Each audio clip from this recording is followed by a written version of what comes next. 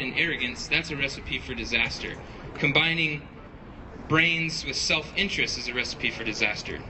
But when you combine brains with honesty, integrity, and humility, and a servant heart, you get Matt Boutte, and you get what this country is in dire need of, a servant leader. So let's hear it for Matt Boutte.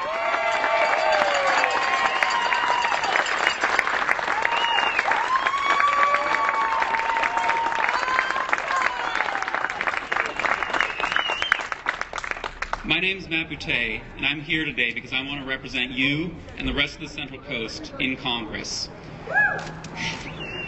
Many of you know that I'm a numbers guy, so I want to explain why I'm running by sharing two numbers with you.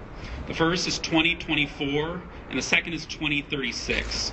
2024 is the year that the Medicare Trust Fund will be completely exhausted, and 2036 is the year that the Social Security Trust Fund will be completely exhausted. Many of you here are going to be retirement age in those years, and you know why those numbers are significant. And for those of you who are younger, thank you for being here, and I want to explain why those numbers are significant to you. You may have heard of the boomerang generation, young adults graduating from college and returning home to live with their parents because they can't find a job in these hard economic times. If we allow the Medicare and Social Security trust funds to be completely exhausted, we're going to see a reverse boomerang generation, a generation of retirees moving back in with their kids because they can't afford to pay their bills and their medical expenses. I'm running for Congress because our elected leaders are not taking that issue seriously. They are involved in partisan posturing instead of finding solutions, and that is completely unacceptable. They are gambling with the lives of Americans and the future of our entire country. I don't think there's a single American who would say that the current Congress is up to the task of dealing with these issues. I'm running because I want to deal with these issues. I think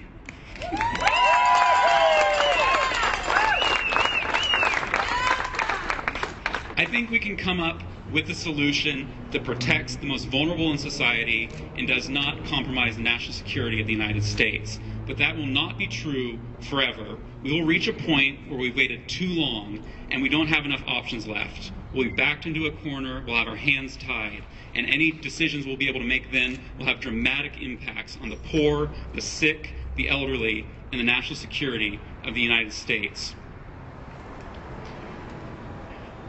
I can't promise what the next Congress is going to do. It takes a majority of the House, a majority in the Senate, or a supermajority, and the signature of the President to get anything done.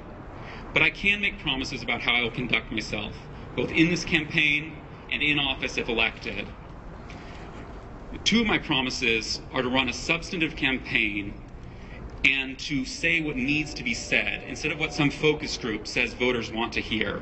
So I'm committed to saying hard things, no matter how hard they are and no matter how unpopular they are. And there's some pretty big things that need to be said. They're going to be pretty unpopular.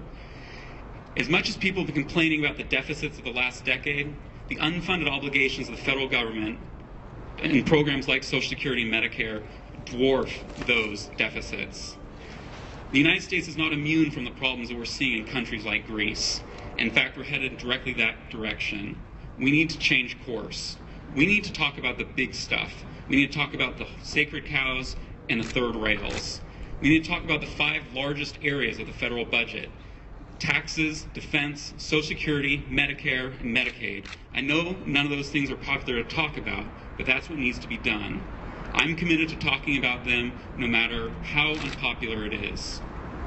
And that's the kind of leader we need going into this next Congress.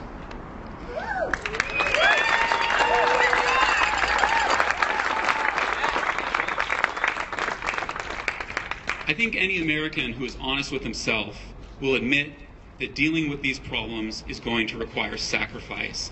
And again, I know that sacrifice is another thing that's not popular for candidates and politicians to talk about. But I think we should be wary of any politician, any leader, any candidate who thinks they have a silver bullet or a quick fix. It doesn't exist. Addressing these problems is going to take sacrifice. It's going to take what I've been calling intergenerational sacrifice. Each generation is going to have to make sacrifices. You know, having a young member in Congress, that's great. It brings lots of new ideas and fresh approaches. But even more importantly, I think it's going to add legitimacy to the sacrifices that are going to be asked of that generation, of my generation.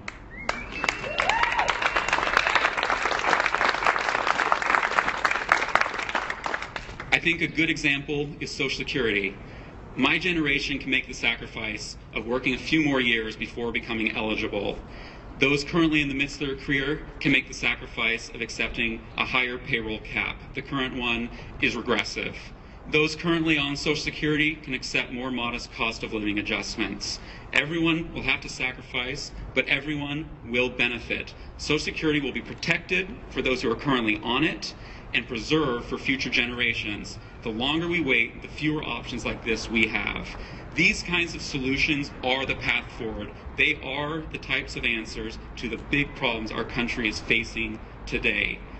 I don't think we're going to see the kind of economic and job growth we want to see in this country until we address these big issues. There's just too much uncertainty about whether the federal government will be able to meet its obligations and about whether Congress will ever again be a functional institution. I'm running for Congress because I want to see those things happen. Coming back to sacrifices, I want to make one more comment. I know it's hard to talk about sacrifices, but I think Americans are willing to make sacrifices on two conditions. First, that they're assured that everyone will be making their fair share of sacrifices, and second, that they will be confident that Congress will responsibly steward those sacrifices that have been made. Americans have shown throughout their history, time and time again, that they are willing and able to make sacrifices in the midst of insurmountable obstacles if they have responsible leaders. That is what made America great, and that is what will make it great again.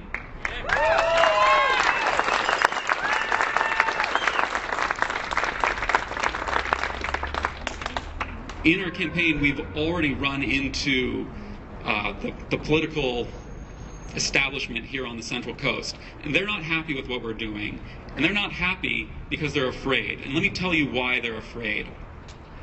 They're afraid that I'm not running with a political party because they know neither party is even close to a majority in our district. They know that a very, very large number of voters in our district are independent and are going to be the ones determining the outcome of this election.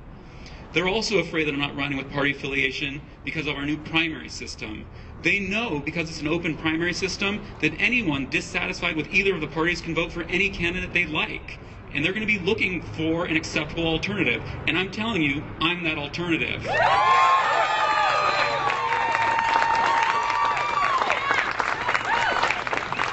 They also know that candidates running without party preference have an advantage because now we're going to have a head-to-head competition in the general election in November. That means that no one has to feel afraid that they're wasting their vote or throwing their vote away on an independent candidate. That independent candidate will be able to stand up neck and neck with the other candidate. Voters do not need to be afraid of voting for independent candidates any longer.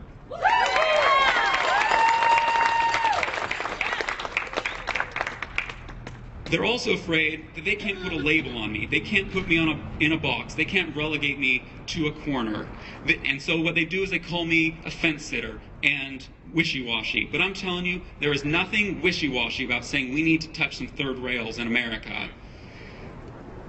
I think what they're most afraid of is the fact that a candidate who speaks the truth and who is willing to address big issues head-on cannot be beaten by all their money and by all their political consultants. Deep down inside, they know what we celebrate. Voters choose and make decisions. They're who determine outcomes. Good old-fashioned manpower is what determines elections.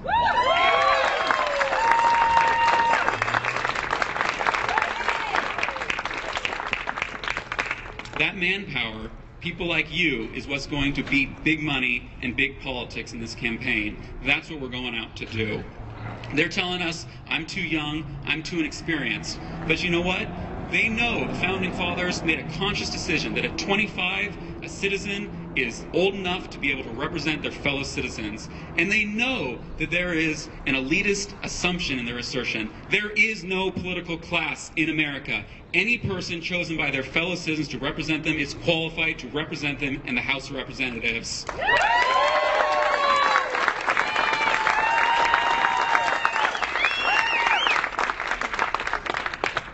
We have a government of the people and by the people and for the people. And if you feel like the government is not acting for the people, you need to examine whether it really is of and by the people. What they're really afraid of is a viable candidate that they can't control. And I'm that candidate. Yeah. My name is Boutte, and I'm running for the House of Representatives. Thank you for being here. Thank you for your support. Vote, contribute, get involved. Thank you. Have a good evening. All right, let's hear it from Boutte.